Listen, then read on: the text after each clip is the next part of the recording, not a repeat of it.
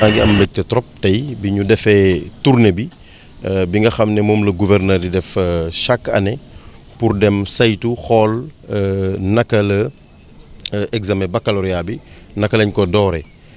dem nañ nag ci ñeenti centre ànd ci ak adjoint au développement bu gouverneur ànd ci ak préfet Thiès département ak inspecteur éducation de formation Thiès département ak bu Thiès ville les associations de parents d'élèves notamment l'UNAPES ak aussi les organisations syndicales représentées par le CUSEMS ak le président du conseil départemental ak organe de presse yi ñu dem nag ci ñeenti centre ci benn bi am ci xale yi nga xam ne seen gis-gis dafa xaw a sooxee tuuti te ñuy jàngee INEFJA fépp fi ñu dem nag wax dëgg yàlla ñu ci sant suñu borom di gis ne wax dëgg yàlla examen bi door na ci jàmm ndax fépp fu ñu dem rek fekk nañ fa président de jury chef de centre yi surveillant yi doy examen bi dox ci yoon jafe-jafe wax dëgg yàlla fi ñu jaar yëpp amul benn jafe-jafe boo xam ne rek wax nañ ñu ko waaye tamit bi ñu wootee ci juróom-benn fukk centre ak juróom yi nga xam ne moom lañ am fii ci académie bi foofu yëpp wax nañu ne pour le moment daal amul benn jafe-jafe examen mi ngi dox ci yoon ñu ñaan suñu borom rek ni ñu ko dooree nii ñu dem ba ca pandaw ga te buñ fa àggee tamit li nga xam ne moom la ñëpp bëgg mooy xale yi admis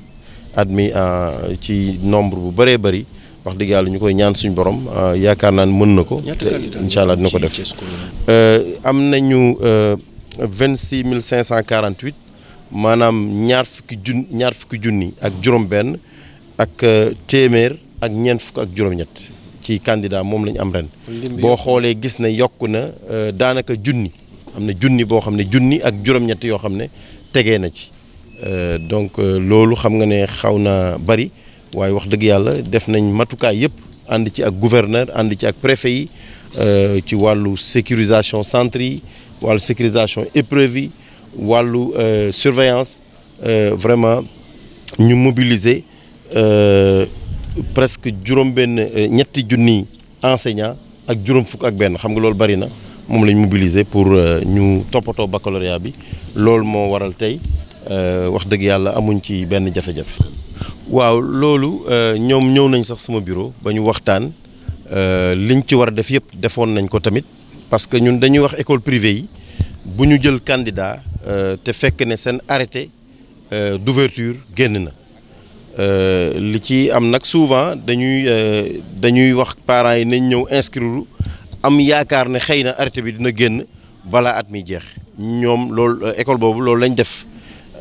malheureusement arrêté bi génnul parce que liggéey bi nga xam ne moom la ci inspection d'académie war a def teñ def ko ci dafa ci am tardement boo xam ne ci ñoom la dafa am kayit yoo xam ne ak laaj yoo xam ne dañ ci waroon tontu mu xawoon am tuuti tardement loolu moo waral arrêté bi génnul ba tax candidat yooyu ñu déclaré leen ay candidats libres individuels dëgg la métti na pour parents d'élèves yaakaar ne école am xëy na ay doomam ay candidats officiels lañ ñu def leen ay candidats libres waaye loolu du indi jafe-jafe boo xam ne day tax xale yi du ñu def seen examen dinañ def seen examen ñu ñaan yàlla rek ñu admis ak jàmm. xam nga école privée dafa nekk lu xaw a sensible parce que dafa bari fii Thiès waaye ñu ngi ciy def liggéey bi ñu ci war a def yëpp ñu ngi ko ciy def fi ñu toll nii pour contrôler école privée yi en amont waaye tamit contrôler leen dem di xool seen bërëb ba ñuy nekk la ñuy jàngale ak lépp daal ñu ngi koy saytu ñu ngi koy teg ci yoon am naa yaakaar ne bu ñu paree liggéey bi nga xam ne moom la ñu door bañ fi nekkee ba léegi am nañ yaakaar ne xëy na école privée yi dinañ gën a jaar yoon parce que boo xoolee ñoom tamit parce que école privée la ak public bi rek mënul dem bàyyi privé ñaar yi ñooy àndandoo parce que bu résultat bu ñu nee résultat yi baax na parce que dafa baax public baax privé am na ci école yu privé yu mucc ayib yu jaar yoon waaye am na ci ñoo xam ne aussi ci wàllu këyit dafa des moo tax liggéey boobu ñu ngi koy def pour xool naka la ñuy fexee ba nga xam ne école privée yëpp nañ tege ci yoon loolu ma wax ci rek au niveau de l'inspection d'académie am na benn organe boo xam ne créé nañ ko mooy le CAPEP le cadre des acteurs et partenaires de l'enseignement privé boo xam ne dañuy toog di saytu di waxtaane affaire école privée di leen defal ay formation fan yee passé Balde l'inspecteur régional du travail ñëw na inspection d'académie rencontré CAPEB bi waxtaan ak ñoom ci wàllu naka la ñuy documents yi nga xam ne moom la ñuy gérer école privée ak ci wàllu contrat de travail yi nga xam ne moo war a dox diggante déclarant responsable yi ak enseignants yi nga xam ne ñooy nekk ci école. bari na parce que boo xoolee bu ci primaire ci préscolaire sax laay wax ba ci secondaire boo xaymaa école privée moo ëpp école publique yi fii ci Thiès mu nekk loo xam ne même boo demee Dakar boo xoolee école privée yi tamit ñoo ëpp école publique yi loolu moo waral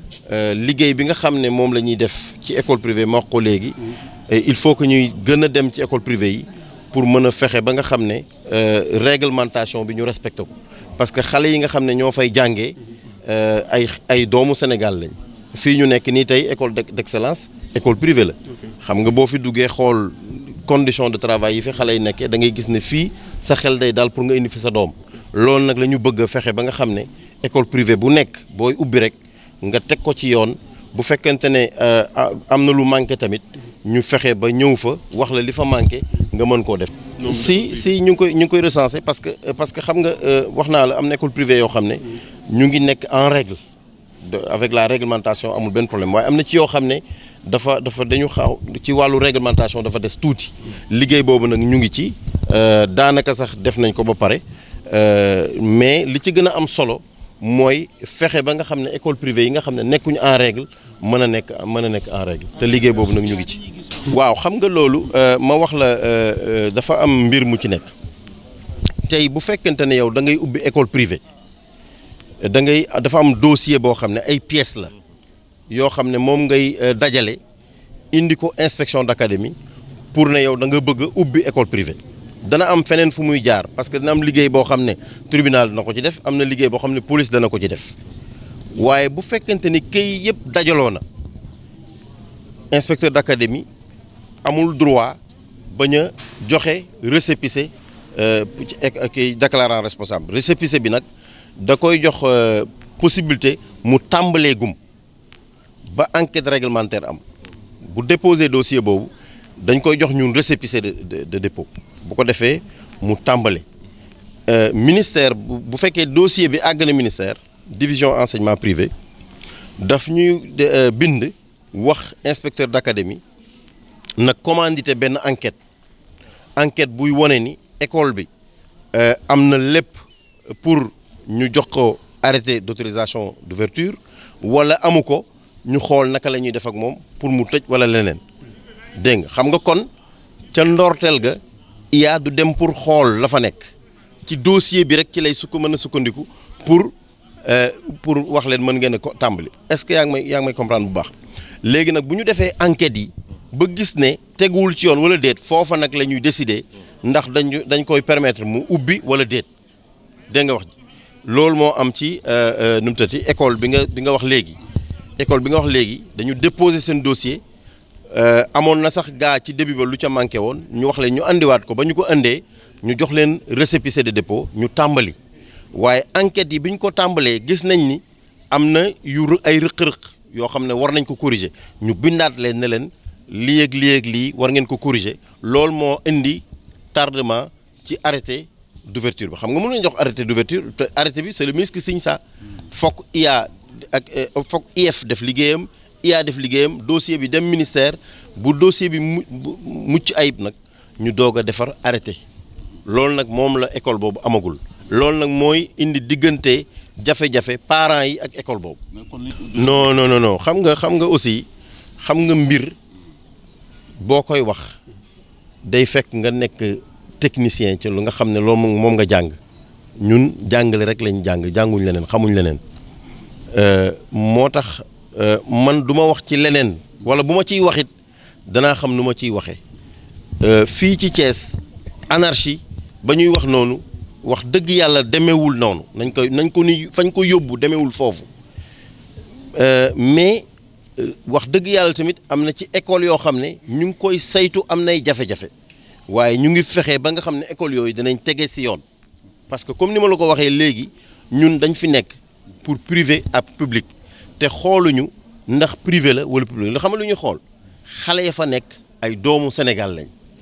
li condition yi nga xam ne moom la état wax programme yi nga xam ne moom lañ wax lépp condition yi moom la ñu wax ñu saytu ko ñun xool ba xam am na fa wala déet bu fa amul ñu bind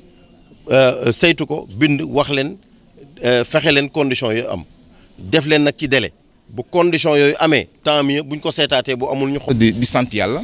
donc bu ñu permettre ñu mën a fekkee bés bi et ñu ngi ñaanal suñu doom yi suñu jarbaat yi suñu rakk yi que vraiment yàlla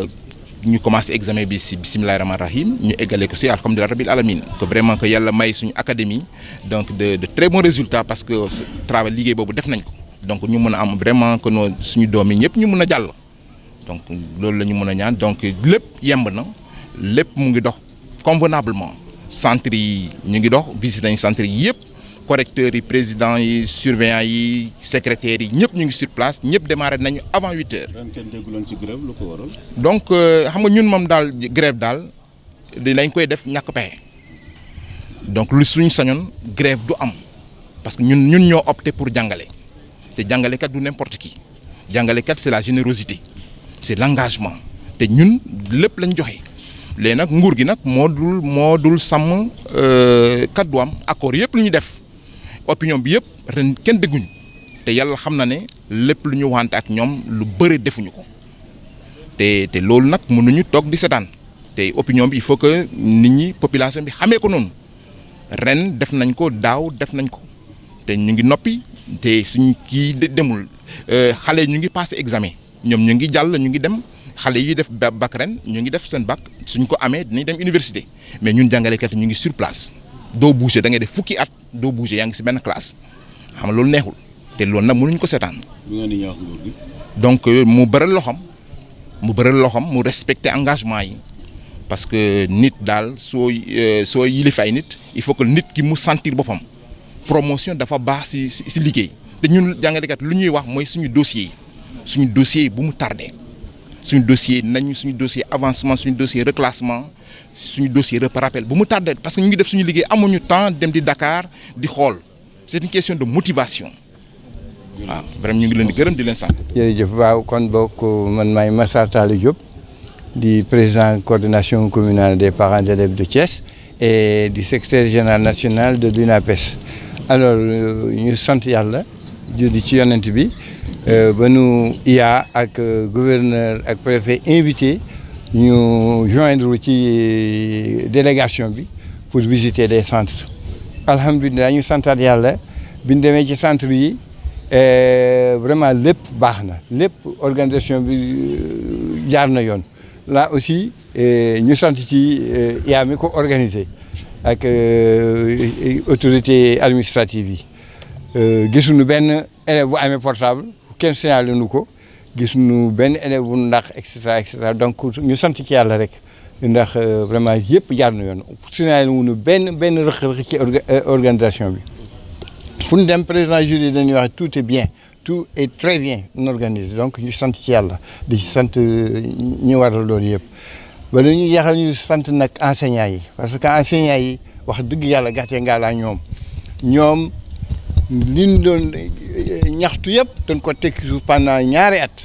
ñaxtu nu defuñu dara jàngal suñu doom yi nekk ci classe yi ñoom pendant 2 ans donc ñu leen ciy sant di leen ci gërëm loolu daal loolu amoon ci lu ñuy wax. tey bi ñu xëy ànd nañ ak délégation bi nii ñu wër centre yi fii ci biir Thiès ci biir académie bi mais vraiment lu ma wax mooy kontaan nañ lool. ndax luñ gis luñ gis vraiment moom dal na suñ xel boo gisee la mu am loolu nag ça veut dire que ci gannaaw inspecteur bi ak ñëpp ñu koy jàppale liggéey nañ ci liggéey bu rëy pour que ñu ren amul benn centre bu ñu déggee ne élèves yi dàq nañ ko ngir portable am nay jumaa sax boo fa demee da nga dégg ñuy ci seen xutba yi ñi ngi ñaax parents d'élèves yi pour que kenn ku ne sa kër élève buy génn dem nga mën ko saytu ba du yóbbaale portable ba du yóbbaale ñu tere ci centre bi loolu nag ay affaire yoo xam ne dañ ci war a remercier l'inspecteur d'académie bi di ko gën a ñaax ne ko aussi le chemin à parcourir gudd na lool bëri na obstacle lool mais je crois que ñoom suñu àndee rek nekk benn ñu vraiment luñ bëgg dañu ko am léegi nag xanaa ñu ñaan suñu borom mu jàppale suñu candidats yi ba région Thiès bokk ci région yi bëri gën a bëri admis ci Sénégal loolu la lay ñaan. waaw merci jërëjëf.